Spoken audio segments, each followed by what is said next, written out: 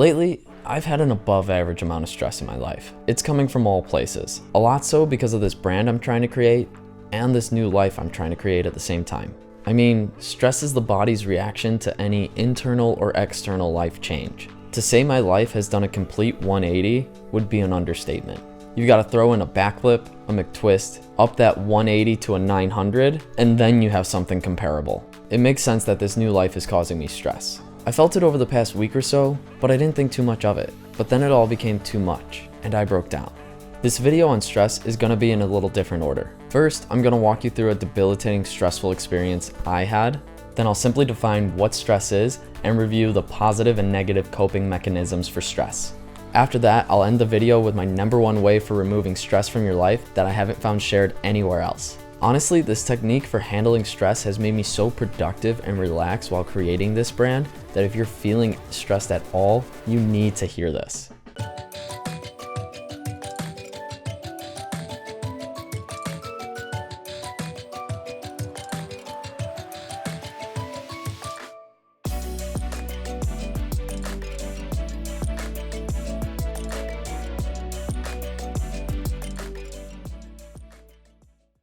Everything came crashing down at once.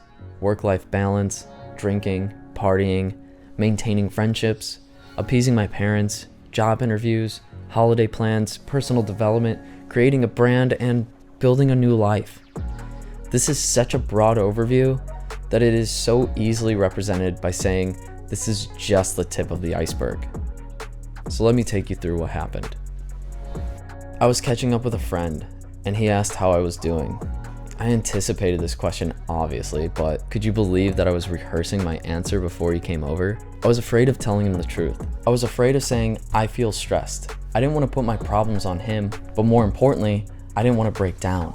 I felt that I needed to be this strong, stoic, and wise figure 24/7 because I've made it my purpose to help people. But really, I was one slight inconvenience away from a panic attack. Well, guess what happened? My rehearsed response was forgotten, and I instantly blurted out, I'm stressed. We were both caught off guard. In my head, I was, oh shit, how did I just let this slip? And then the floodgates were open. I went into it. I released all my thoughts, my emotions, my feelings. I let loose everything that had been building for the past week. To bring a long story short, we talked it out. He helped remind me why I'm doing this and why I started this in the first place. There are so many people that need me to share what I'm going through. You're doing this because others need it. Our generation needs a real check. We need to see more than just the Instagram travel model life. You're the one who can show them both sides of the coin. This all helped in the moment, and we had a wonderful time catching up. We both felt motivated to finish our weekend work, but after he left, the stress came flooding back. I was drowning in a to-do list of tasks to complete. I couldn't focus on anything. My mind was weak. I wanted to just fast forward through the stress. I went for the distractions, the instant gratifications. I started playing video games, consuming myself in mindless quests. I was smoking nicotine to relax. I did anything to occupy my mind and give myself a hit of dopamine. But guess what happened after a few hours of mind-numbing activities? Yup, I became more stressed and more disappointed in myself for wasting another few hours. But after all this stress, I realized something very valuable and something I'm very grateful for learning this early in my life. Stress is never going to go away on its own. The tasks or events that are adding stress in your life will never, ever be resolved on their own. When discussing a panic attack or an extremely stressful breakdown, I often get asked, what broke you? What was the trigger that led to the downward spiral? And my answer is almost always the same. There isn't one specific trigger. It's usually the combination of many stressors over a prolonged period of time. Take this water bottle for example. Actually, grab yourself a bottle of water or wait and try this with me. Hold the water bottle with your arm fully extended. You may go hold it in front of you or to the side. Pretty easy, right? Well, keep holding it. You're not allowed to lower your arm. The bottle of water represents just one stressor in my life. The pain in my shoulder is the stress I feel because of that stressor. The longer I hold on to the water bottle or the longer I carry a stressor, the more pain I will incur. I can't hold this bottle forever, just like I can't hold a stressor forever. my arm is going to fall, and that is synonymous with me experiencing a panic attack. To answer what broke me, it's me running from my problems, letting the stress build up over time until I eventually can't hold it any longer.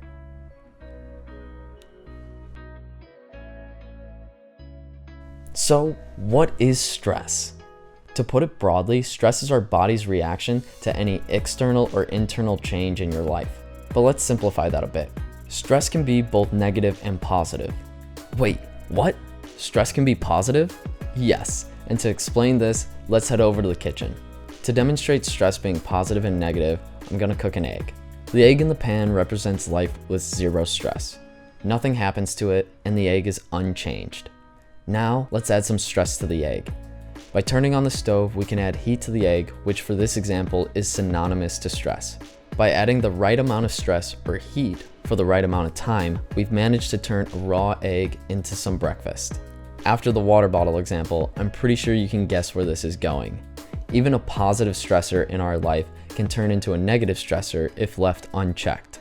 Now, by applying the same amount of stress to the egg for a longer period of time, the egg becomes burnt. Just like I became burnt out after being stressed for too long.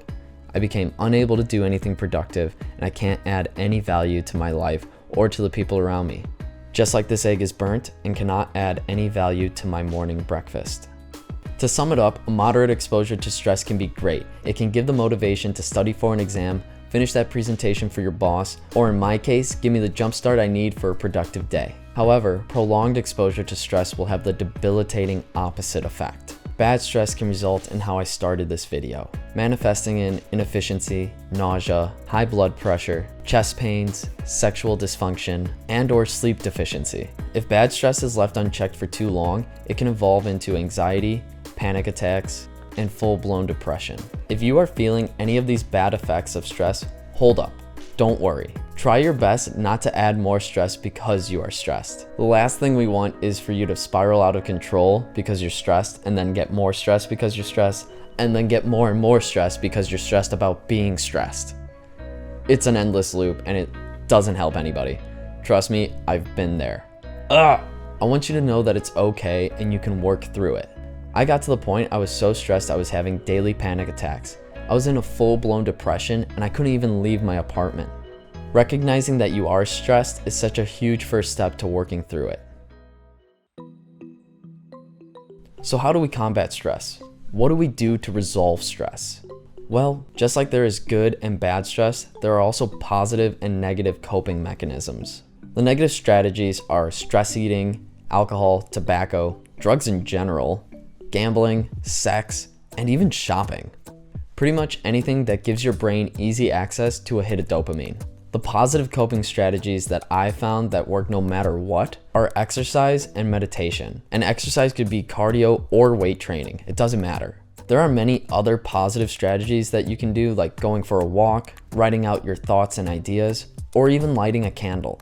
But I've personally found these strategies to only be so effective and the stress to come back rather quickly after the activity is done. Whereas with exercise and meditation, I find that it gives me enough lasting relief that I can actually attack where the stress is coming from. Even with these positive coping strategies, it is my experience that they focus mainly on damage control. As in, these techniques will pull you back from being overstressed and let you get on with your day, but they do not resolve the stress. You will only get some relief. Whatever is causing stress in your life is still there and still causing you stress. And this is where my technique for resolving stress comes into play. The first thing you need to do is gain control, and that's where these positive coping mechanisms are so valuable. When I'm stressed, I'm not in my rational mind. To gain control, I'll start with something small like going for a walk or writing out my thoughts. And then I have a little bit of a grip on my life that I'm able to take the next step and go to the gym and work off a lot of steam and get a lot of mental clarity. Or I'm able to actually relax for 20 minutes and focus in on my breath and meditate and gain mental clarity that way. The first step is about just getting a grip on your life, and the second step is about getting mental clarity. Whether that clarity comes from meditation or exercise, it doesn't matter. Whatever's easiest for you is the way to get it. With this mental clarity, I'm able to reflect and sort through everything that is stressing me out in my life and create an action plan to resolve those stressors. To sum up how I resolve stress on my life, I first get a grip on my life. This allows me to do some meditation or exercise to gain mental clarity. With that mental clarity, I sort through every stressor I'm experiencing and create an action plan for each one. The fourth and final step is just doing that action plan one step at a time. It's that simple. So I really hope this technique helps you with the stress in your life, and let me know how it goes in the comments down below. I want to thank you all so much for watching, and I want to leave you with one last tip. One of the most helpful techniques for me during my personal development is having a support group. A couple of friends I could text or chat with daily and be like, hey, I just had an amazing meditation session or this awesome workout. It feels amazing to share your progress with someone, but more importantly, they will be there for you when you need support to get through a tough day. With that in mind, I highly recommend sharing this video with 2 close friends that'll be your support group. Let them know what you're going to be working on this week and how your personal development is going. I want to thank you again so much for watching this video and being a part of this community. If you're looking for more personal development content, be sure to hit that subscribe button and like this video. Thank you again so much for watching, and remember to dream beyond your imagination. I'm working, I wanna be great, yeah. Working, I wanna be paid, yeah. Every decision I made, yeah. I ain't ever been afraid, nah. I'm always trying new things, yeah. That's how you grow and succeed, yeah. Man, you just gotta believe, yeah. So listen up while I proceed.